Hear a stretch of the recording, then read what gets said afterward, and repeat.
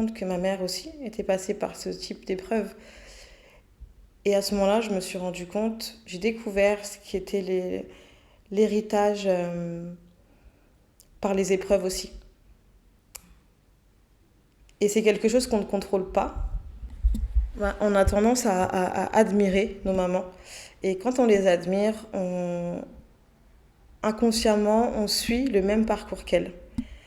Euh, Par l'éducation, évidemment, parce que l'éducation, c'est vraiment le premier héritage. Et, euh, et c'est ce qu'elle m'a transmis. C'est-à-dire qu'elle m'a transmis le bon, mais aussi le mauvais. Et j'ai dû, moi, à un moment donné, faire ce travail me, de m'échapper de cette partie d'elle et de ne garder que le positif. Je vous invite à écouter, à déguster ce très bel épisode que j'ai eu le plaisir d'enregistrer avec Audrey Sainte-Rose. Une femme lumineuse, très humaine, qui à la suite de nombreuses épreuves a su se relever tel un phénix.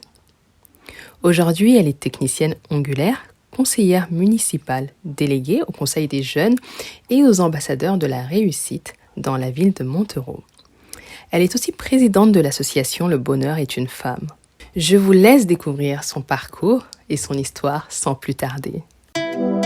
Bienvenue sur Médita le podcast. Mon prénom est Dado. Connais-tu ce proverbe africain qui dit « C'est au bout de la vieille corde qu'on tisse la nouvelle ». Aujourd'hui, je suis avec Audrey Sainte-Rose, une femme très inspirante, qui a une histoire très forte, très touchante, et qui est aujourd'hui entrepreneur, donc qui est technicienne ongulaire et également élue municipale. Bonjour Audrey. Salut Dado. Tout d'abord, je tenais à te remercier d'avoir accepté mon invitation, Audrey. Et je suis très heureuse de te recevoir sur Médita. J'ai également été très touchée par ton histoire, par ton parcours et aussi cette manière dont tu t'es relevée. Et en tout cas, c'est un plaisir pour moi de te recevoir sur Médita. Merci beaucoup. C'est moi qui te remercie pour l'intérêt déjà que tu portes à ma personne et du coup, si on va plus en profondeur à mon histoire, à mon parcours de vie. Et je suis très heureuse d'avoir fait ce chemin pour venir te rencontrer aujourd'hui. Alors pour commencer, Audrey, est-ce que tu pourrais te présenter en quelques mots ? Avec plaisir. Et comme tu l'as si bien dit, je m'appelle Audrey Sainte-Rose, j'ai 32 ans, je suis maman de 3 enfants. Donc j'ai un petit garçon de 13 ans et 2 petites filles de 11 et bientôt 8 ans. Je suis entrepreneur dans le domaine de l'esthétique, plus précisément dans l'onglerie. Donc on peut dire que je suis une passionnée de tout ce qui touche au manicure et au pédicure. Et je suis sur très prochainement l'ouverture d'un institut de beauté où ce sera l'occasion pour moi d'élargir mes prestations du coup.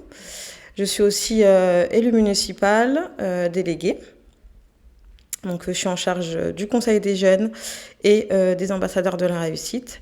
Et puis je suis aussi présidente et fondatrice d'une association qui s'appelle Le Bonheur est une femme. Et pour ajouter, après j'en resterai là, je suis sur l'écriture d'un livre qui sortira très bientôt. Super, en tout cas merci beaucoup pour cette présentation. Audrey, ça fait énormément de casquettes.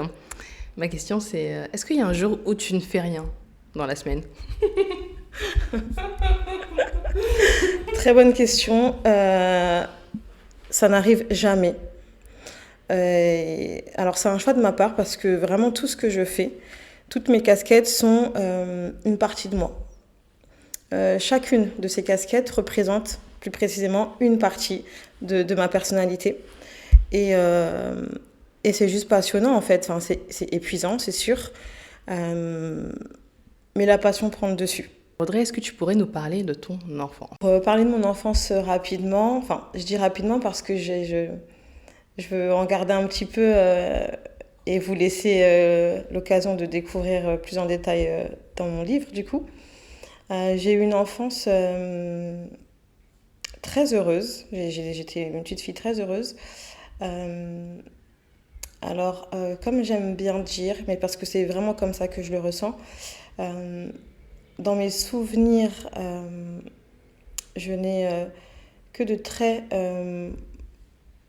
mauvaises périodes qui sont ancrées dans mon esprit, avec les images qui traumatisent un enfant. Mais dans mon cœur, je ressens vraiment tout le contraire. Alors dans mon cœur, j'ai été comblée et remplie d'amour.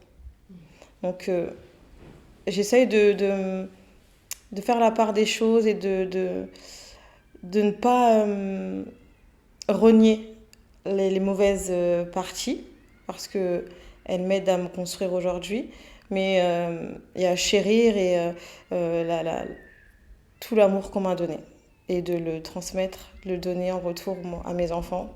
On a été élevés, mon petit frère, ma petite sœur et moi, par ma maman, avec un début d'enfance où j'ai quand même eu la chance, je mets les guillemets, de connaître mon père biologique. Et quelques années après, ma mère s'est remariée avec un homme pour qui comment dire, je n'ai que très peu d'émotions positives. On va dire ça comme ça. D'accord. Et sinon, oui, je suis l'aînée. J'ai un petit frère qui a 31 ans et une petite sœur de 28 aujourd'hui. D'accord, en tout cas, merci pour ces infos. Et je pense qu'on va découvrir aussi le reste dans ton livre. Et pour parler un peu de ton caractère, de ta personnalité, quel type de petite fille tu étais? Est-ce que tu étais la petite fille hyperactive, très sage, un peu rêveuse, la petite fille qui faisait beaucoup de bêtises? Alors, j'étais une petite fille très réservée, très très réservée, très rêveuse, très passionnée par la vie, parce que tout m'impressionnait, très curieuse et très très communicative malgré tout. Alors j'avais du mal à m'exprimer à l'oral et je me retrouve aujourd'hui puisque la façon dont comment dire, ce qui m'aidait à m'exprimer, c'était vraiment l'écriture. Donc je me souviens que quand j'étais en colère contre ma mère, je lui écrivais des lettres. Voilà. Donc j'étais cette petite fille-là qui n'est... Alors là, la Audrey petite fille, la Audrey d'aujourd'hui, c'est deux personnes différentes, vraiment. Après, j'ai envie de dire, c'est normal, il s'est passé du temps, des expériences, de l'éducation, de l'enfance à l'âge adulte, il s'en passe des choses. Lorsque tu étais enfant, quel était ton premier rêve? Quel était ton rêve de petite fille? Où est-ce que tu te voyais? Alors mon tout premier rêve, et je me souviens avec les images en tête, c'était d'être maman. Je me souviens, je m'enfermais dans la salle de bain et je mettais des bardeurs hyper près du corps et je mettais des serviettes pour me former un ventre de femme enceinte. Ça, c'était vraiment mon premier rêve. Et ensuite, et ensuite c'était de ressembler à ma mère et d'en tirer que le positif. Mais ça encore, j'en parlerai dans le livre. D'accord, parce que je voulais te demander, ressembler à ta mère dans quel sens? Parce que c'est vrai, quand on est petite fille, on peut admirer sa mère, mais on peut aussi vouloir être le contraire de sa mère. Justement, c'est une très bonne question. Et alors, je dis que c'est une très bonne question parce que ça a vraiment été la question qui a déterminé celle que je suis aujourd'hui réellement. Quand je me suis posée et que j'ai regardé toutes les épreuves par lesquelles j'étais déjà passée, je me suis rendu compte que ma mère aussi était passée par ce type d'épreuves. Et à ce moment-là, je me suis rendu compte, j'ai découvert ce qui était l'héritage par les épreuves aussi. Et c'est quelque chose qu'on ne contrôle pas. C'est très intéressant en fait ce que tu dis. Et parce que moi aussi, je l'ai ressenti. Il y a aussi cet héritage par les épreuves, mais c'est transgénérationnel. J'ai l'impression que parfois on vit des choses, on vit la même chose que nos mères. Exactement. alors qu'on n'a pas forcément voulu. C'est ça. On a tendance à admirer nos mamans. Et quand on les admire, inconsciemment, on suit le même parcours qu'elles. Euh, Par l'éducation, évidemment, parce que l'éducation, c'est vraiment le premier héritage. Et, euh, et c'est ce qu'elle m'a transmis. C'est-à-dire qu'elle m'a transmis le bon, mais aussi le mauvais. Et j'ai dû, moi, à un moment donné, faire ce travail me, de m'échapper de cette partie d'elle et de ne garder que le positif. Et c'était pas facile, je suis encore en plein travail. Alors, ce qui est drôle, entre guillemets, c'est que je suis encore en plein dans ce travail et j'essaye moi aussi de préparer mes filles à faire ce travail un jour. Et du coup, à prendre de moi que le positif. Est-ce que tu parles de ton rêve de maman? Est-ce que la première fois que tu es devenue maman, qu'est-ce que tu as ressenti? Et quelle a été ta relation avec ta propre mère?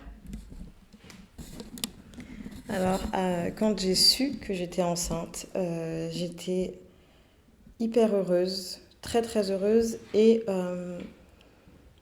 alors, j'avais un peu d'appréhension évidemment parce que j'avais que 17 ans. Je l'ai d'abord. Alors, j'ai découvert que j'étais enceinte avec ma mère. Et je me souviens, elle n'arrêtait pas de me dire toi, j'en suis sûre que t'es enceinte.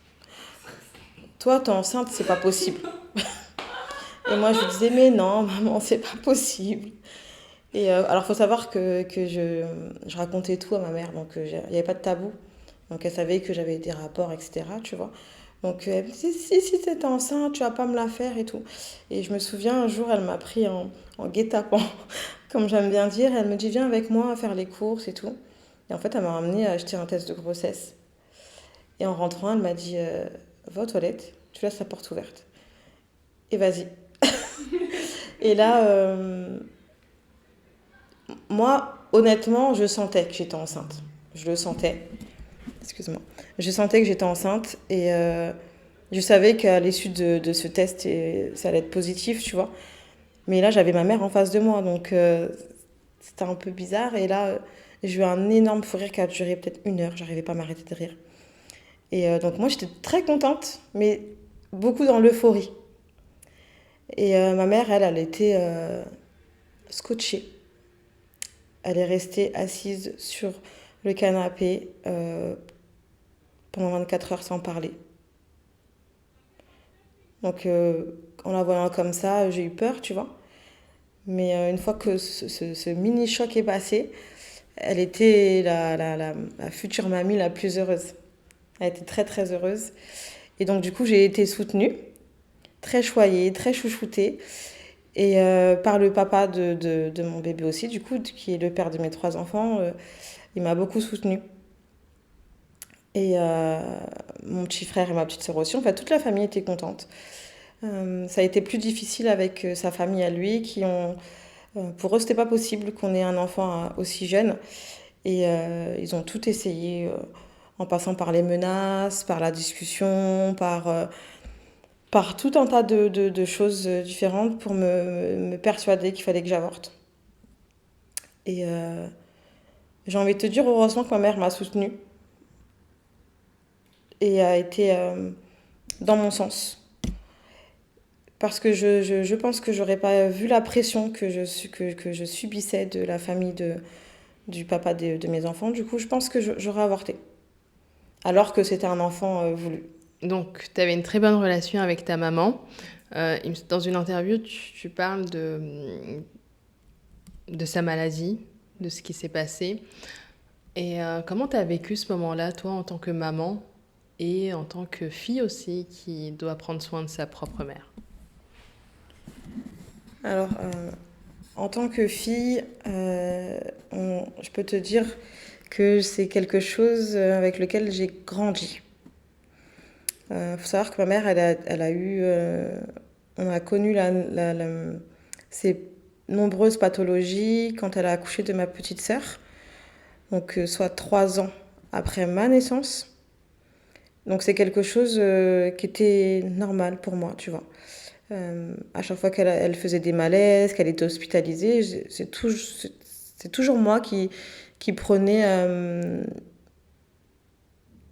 comment dire, j'étais toujours là pour elle et aussi pour mon petit frère et ma petite sœur.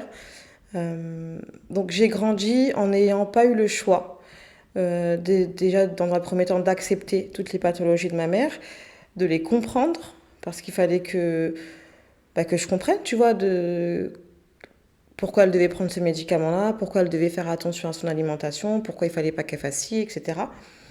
Donc c'était difficile à comprendre parce qu'il y avait beaucoup de pathologies. Et puis il fallait que je lui sois d'une grande aide, d'un grand soutien. Et c'est vrai en ayant eu mon fils, rien n'a changé.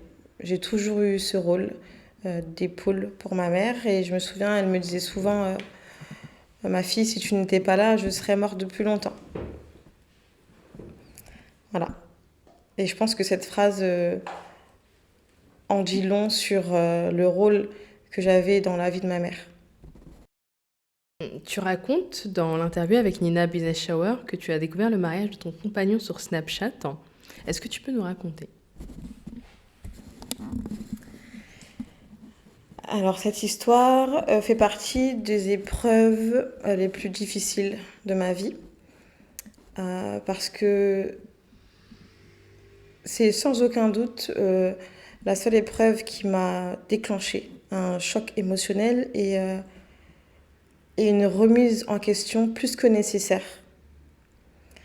Donc effectivement, j'ai découvert après presque 15 ans de relation avec cet homme, du coup 3 enfants, 3 beaux enfants, euh, qui menait une double vie, enfin qu'il était dans le début de sa double vie.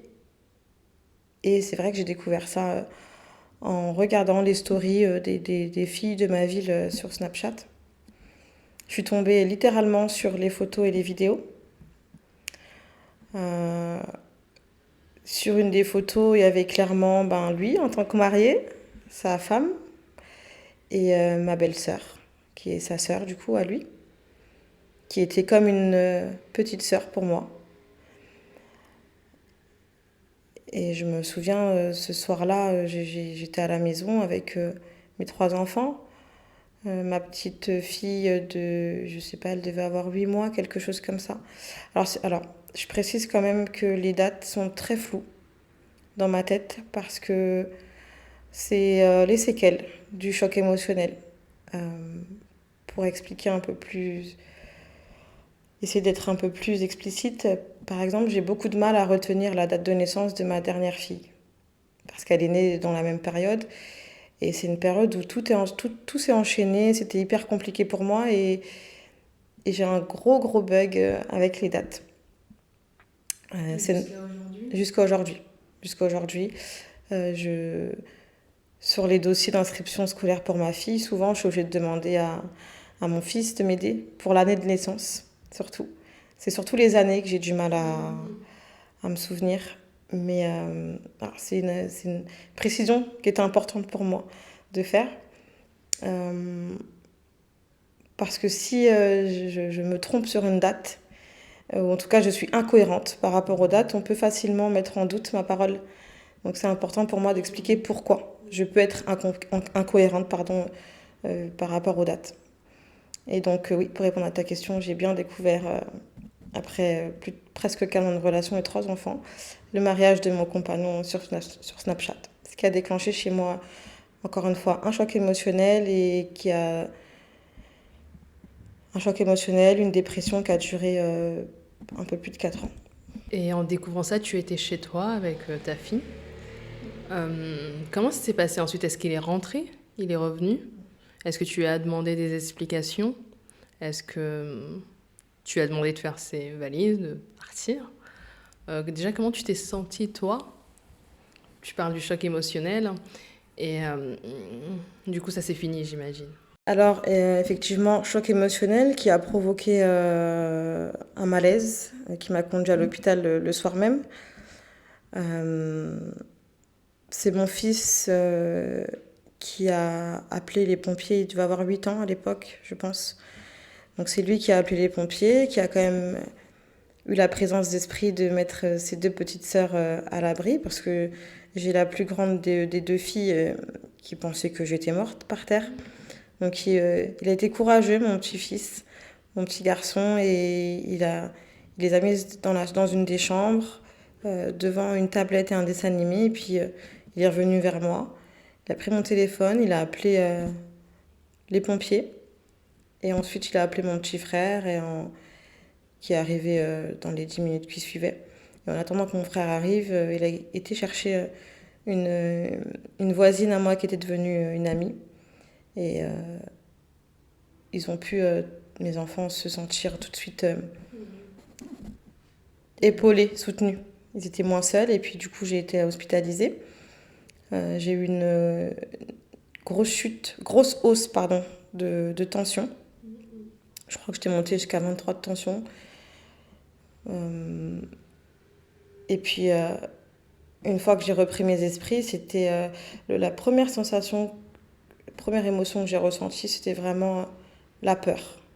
J'ai vraiment tout de suite eu peur En fait, je pense que j'ai tout de suite compris qu'à ce moment-là, j'allais officiellement me retrouver seule avec 3 enfants, dont un bébé de 8 mois. Et ça m'a rappelé ma mère et toutes les souffrances, les difficultés qu'elle a rencontrées avec du coup mon petit frère, ma petite sœur et moi, qui étions aussi très proches au niveau de l'âge. Et je me suis dit, ben ça y est, c'est mon tour. Je vais souffrir aussi. Je suis toute seule et je vais souffrir. C'est très fort ce que tu dis, c'est très profond. Et après ça, est-ce que tu revois ton compagnon? Après ça, j'essaye de le joindre au téléphone, il ne me répond pas. Il me répond le lendemain en me disant que je suis folle, que les photos et vidéos que j'ai vues ne le concernent pas. Ce n'est pas lui que j'ai vu sur les photos. Donc là, je me rends compte, je me retrouve face à un mur, en fait, quelqu'un qui n'assume pas. Qui n'assume pas cette folie, en fait. Donc c'est la frustration. Frustration parce que j'ai les photos, j'ai les vidéos, et lui qui me dit au téléphone, parce qu'il refuse de me voir et de rentrer à ce moment-là, il me fuit littéralement. Il supporte pas ma voix, il comprend pas pourquoi je l'appelle. Il comprend pas pourquoi je l'appelle pour lui demander des explications. Et là, je suis à 2 doigts de me dire, mais en fait, c'est toi qui es folle, en fait. Tu vois.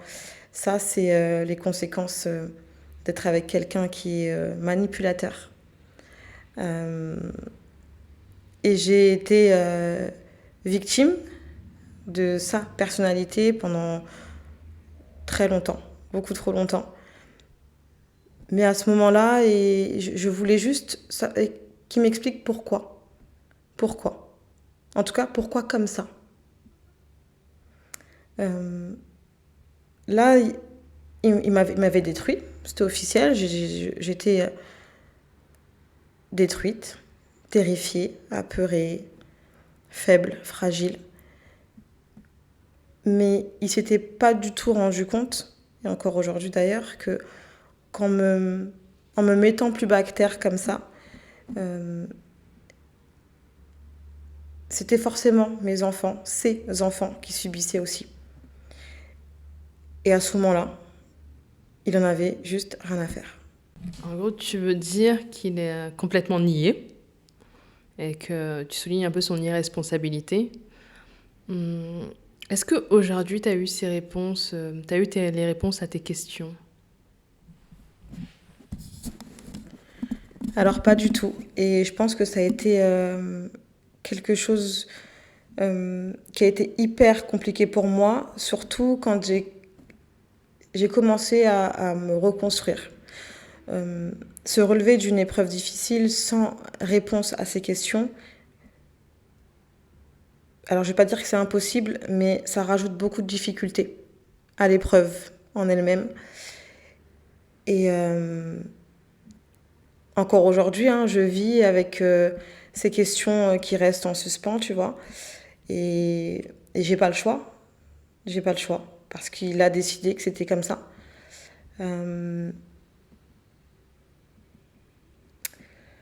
On peut dire que j'accepte. Difficilement, mais j'accepte de ne pas avoir de réponse. Est-ce que à ce moment-là, tu as voulu te venger parce que j'imagine toutes les émotions qui ont dû te traverser. Est-ce que tu t'es dit, je vais me venger, je vais préparer ma vengeance? Ou est-ce que tu as continué tout simplement la dépression et ensuite tu as pu te reconstruire avec le temps? Alors, faut savoir, et j'en parlerai plus en détail dans mon livre, que sa femme, du coup, et sa famille à elle, ont développé une espèce de haine envers moi. Alors c'est particulier parce que je suis victime de base de toute cette espèce de magouille et ils ont tout fait pour essayer de retourner la situation et que je me retrouve encore plus bas que terre que ce que je n'étais déjà, tu vois. Donc c'était menace, c'était agressivité, c'était... franchement, ils m'ont littéralement tuée pendant beaucoup trop d'années. Je ne pouvais pas marcher dans ma rue, dans ma ville, pardon, sans que je tombe sur l'un d'entre eux qui m'insulte, qui harcèlement, littéralement. Littéralement pendant des années et ça continue un peu aujourd'hui, pour tout te dire. Et ça aussi, ça a été, et c'est une grosse interrogation pour moi parce que pourquoi? Qu'est-ce que moi, je vous ai fait? Qu'est-ce que mes enfants vous ont fait? Alors, effectivement, comme dans tous les couples, ça n'allait pas parfaitement, c'était pas la vie de rêve avec le papa des enfants, tu vois. Mais au point d'être aussi vicieux et méchant, je ne comprendrai jamais pourquoi, tu vois. Et je suis fière de moi parce que j'ai jamais, vraiment jamais eu envie de me venger de qui que ce soit et de quoi que ce soit. J'ai jamais ressenti de haine, de rancune. Alors c'est particulier ce que je vais dire, hein. Ça peut l'être pour certaines personnes, mais malgré tout ce que je t'explique, je n'ai jamais cessé d'aimer cette personne. Cet homme? Cet homme. Parce que... Est-ce que cet amour finalement ne s'est pas transformé en haine? Pour toi, ça n'a pas été le cas. Tu n'es pas rancunière. Effectivement, je suis tout sauf rancunière. Et je suis pas rancunière, je pense, parce que je chéris tous les moments intenses de bonheur que je vis avec chaque personne. Et c'est ce que mon cœur retient à chaque fois. Tu vois, le négatif, je m'en sers pour forger mon caractère combatif. Et tout le reste, je m'en sers et je le garde. C'est comme si je mettais ça dans une petite boîte. Et qu'à chaque fois que quelqu'un qui m'a donné un jour de l'amour me fait du mal, j'ai l'occasion d'ouvrir cette boîte. Et tout de suite, pour ne pas ressentir de haine, j'ouvre cette boîte. Tu vois, j'essaye d'imager un peu ma personnalité vis-à-vis de ça, en tout cas le fait que je ne sois pas rancunière à ce point-là. Et c'est vraiment comme ça que je peux l'expliquer. On va dire que j'ai plein d'archives dans mon cœur qui me permettent à chaque moment de doute ou peu importe, qui me permettent d'ouvrir un livre et de me rappeler des bons moments. Voilà. C'est une manière aussi de te protéger, j'imagine. Et Audrey, suite à tout cela, combien de temps, combien d'années ça t'a pris, combien d'années ça t'a pris pour te reconstruire, pour te relever jusqu'à aujourd'hui, jusqu'à devenir entrepreneur? J'ai mis 4 ans avant de sortir de cette dépression. 4 ans pour sortir de la dépression et rajoute à ça 2 ans de reconstruction vraiment focalisée sans ruminer, tu vois, sans la tristesse, sans tout ça, tu vois. Donc, on va dire 5 ans et demi, 6 ans, quoi. Très long, très très long, mais j'ai fait le travail nécessaire, je pense, tu vois. Et durant cette période de reconstruction, est-ce que tu as été accompagnée par un spécialiste? Et je voulais aussi te poser la question, est-ce que ton entourage, tes proches t'ont soutenu, t'ont apporté leur soutien, tes amis, tes frères? Alors, je n'ai pas été suivie par un psychologue, tout simplement parce que euh, j'étais déjà, on va dire, suivie par les services sociaux, que je voulais fuir à tout prix, tu vois, parce qu'à cette époque-là, ils menaçaient quand même de me retirer la garde des enfants. Et pour moi, euh, demander de l'aide à ces gens-là, c'était... j'étais déjà morte, et là, c'était vraiment m'enterrer, quoi. Tu vois, parce que je ne fais pas confiance au système, on va dire ça comme ça. Euh, j'ai été très soutenue par mon petit frère. Alors, très soutenue, il m'a beaucoup soutenue, mais c'est vrai, je ne lui disais pas tout. Parce que j'ai toujours eu ce rôle de protectrice, comme je te disais, depuis petite. Et j'arrivais pas. Peut-être un l'ego mal placé, mais j'arrivais pas à lui expliquer, en tout cas à lui demander l'aide dont j'avais besoin.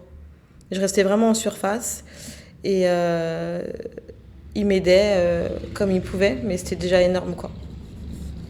Sinon, mes amies, très peu nombreuses, mais pareil, je restais en surface, tu vois. Personne ne savait exactement dans quel état j'étais. Parce que tout à l'heure, tu parlais de harcèlement. Est-ce que tu as songé même à porter plainte, euh, à entamer en fait une procédure de justice? Alors j'y ai pensé pour protéger mes enfants, parce que c'est vrai qu'à un moment donné, j'avais peur. Alors pas peur de ces gens-là, euh, peur du traumatisme qu'ils pouvaient laisser chez mes enfants, parce que l'harcèlement, mes enfants en étaient victimes aussi, parce que à aucun moment ils se sont dit, pardon, on va peut-être pas essayer de la frapper aujourd'hui parce qu'il y a ses enfants à côté d'elle, tu vois. On va pas essayer de l'écraser aujourd'hui parce qu'elle a ses enfants à la main, tu vois. Ils ont tout vécu avec moi. Donc, pour les protéger, oui. C'est vrai que j'ai jamais été au bout. J'ai déjà déposé une main courante. J'ai pas été plus loin. Euh, en ayant confiance en moi, dans le sens où je savais que j'étais assez forte pour pas répondre de manière violente au harcèlement que je subissais. Donc j'étais dans l'ignorance et ma foi aussi beaucoup. Je suis persuadée que tout finit par se payer. Et je pense que ma réussite, entre guillemets, en tout cas le fait que je me sois sortie de ce trou noir dans lequel ils m'ont mis, je pense que c'est déjà une belle vengeance. Tout à fait. Et est-ce que tu peux nous raconter comment tu es devenue entrepreneur, comment tu es devenue technicienne ongulaire?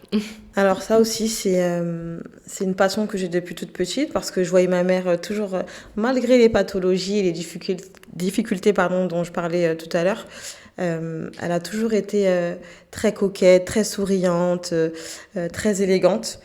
Et j'ai jamais vu ma mère avec les ongles pas faits. Euh, donc du coup, c'était un modèle pour moi, tu vois. Je me suis dit, bah moi aussi, je vais être coquette, élégante comme maman et tout. Donc c'est devenu une passion comme ça. Et, euh, et un jour, je me suis posée, je me suis dit, Audrey, là, tu es encore en dépression, tu es seule avec 3 enfants, tu es endettée jusqu'au cou et tu n'as aucun diplôme. Alors, aussi bizarre que ça puisse paraître, cette espèce comment je pourrais appeler ça? De remise en question que je venais de faire sur ma situation, sur le moment, ne m'a pas fait peur, au contraire. Je me suis dit, bah là, tu vas prendre ta vie, reprendre ta vie étape par étape, et tu vas commencer par trouver ce qui peut t'animer professionnellement, et en espérant que ça m'aiderait financièrement par la suite. Et j'ai dû faire un état des lieux.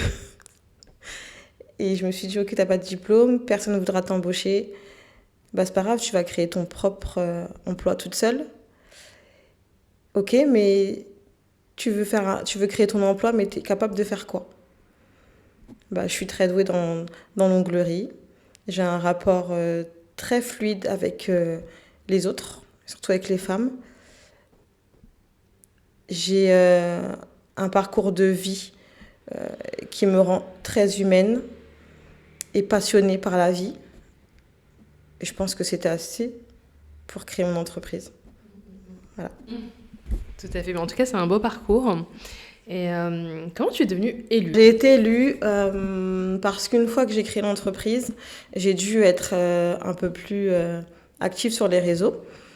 Et c'est vrai que, alors c'était pas voulu, mais j'ai beaucoup partagé des étapes de ma vie au quotidien avec les enfants, du coup de mère célibataire avec 3 enfants. À l'époque, dans ma ville, tout le monde était au courant de mon histoire, donc beaucoup de curiosité, donc du coup beaucoup d'abonnés. Et ce qui a emmené le maire à tomber sur moi. Dans mes souvenirs, si je me trompe pas, c'est quelqu'un de ma ville qui lui a parlé de moi, en parlant de mon parcours et de ma capacité à rebondir face aux épreuves difficiles. La résilience, exactement. Et à l'époque, le maire cherchait une équipe de policiers avec des gens forts parce que on se battait à l'époque contre un maire qui était là depuis 25 ans. Tu vois. Donc c'était vraiment un vrai challenge et il lui fallait du coup une vraie équipe. Et c'est comme ça que un dimanche matin, il est venu à la maison, il m'a proposé de faire partie de sa liste et de travailler avec lui, ce que j'ai accepté immédiatement. Et on a remporté cette campagne municipale. C'était très difficile, très intense, mais on l'a remporté. Et aujourd'hui, je suis donc élue municipale, plus précisément conseillère municipale déléguée. Voilà. En tout cas, bravo pour ce beau parcours. Et aujourd'hui, Audrey, quelles leçons tu as tirées de toutes ces mauvaises expériences? Qu'est-ce que tu as appris de l'infidélité de ton ex-compagnon, de cette tristesse que tu avais en toi, aussi de l'éducation que ta mère t'a donnée, que t'a transmise? Alors, je vais essayer de synthétiser un peu mes pensées parce que c'est des questions qui demandent des réponses très profondes. Oui. Mais alors, l'une des leçons que j'ai pu en tirer, et ça c'est, je pense, la première, c'est peu importe ce que l'on vit, c'est important de savoir qui l'on est. Peu importe ce que l'on vit, c'est important de savoir qui l'on est. Si besoin, et je pense que on en a tous besoin, évoluer. Toujours être tourné vers les autres. Être bienveillant envers soi. C'est-à-dire que il ne faut pas s'en vouloir d'avoir un jour baissé les bras. Très important, être bienveillant envers soi. Parce que je pense que si on ne l'est pas envers soi, ça peut être compliqué de l'être avec les autres. Et je pense que c'est déjà bien. Je parlerai de tout ça en profondeur dans le livre. Parce que vraiment, c'est une question qui est très importante pour moi parce que je sais que ça peut inspirer beaucoup de femmes. Et c'est pour ça que à cette question, je veux vraiment répondre à cette question avec tout mon cœur et en prenant le temps nécessaire. Donc voilà, j'espère que j'ai répondu à ta question. Non, c'est très bien, justement. Après, c'est vrai que ça demande des réponses très profondes. Et de toute façon, on n'aura pas assez de temps. Et en tout cas, on a hâte de lire ce livre. Et aujourd'hui, quels sont tes conseils pour les femmes qui font face à des épreuves similaires ou même pour des femmes qui manquent de confiance en elles, en leurs projets? Qu'est-ce que tu leur dirais? Alors, encore une fois, la première chose que je leur dirais, c'est vraiment de prendre le temps d'apprendre à se connaître. Ça, je pense que c'est la priorité, vraiment. Prendre le temps nécessaire pour apprendre à se connaître. Et quand je dis à se connaître, ce n'est pas en profondeur. Je vous demande pas, je sais pas, je suis blonde aux yeux bleus. Non, c'est vraiment en profondeur. Je parle de l'âme, vraiment. Ensuite, c'est vraiment, encore une fois, d'être bienveillant envers soi, c'est-à-dire si tu as besoin de pleurer, pleure. Si tu as besoin de crier, crie. Si tu ressens le besoin de baisser les bras et de tout abandonner, fais-le. Le principal, c'est de se relever. Le temps qu'on prend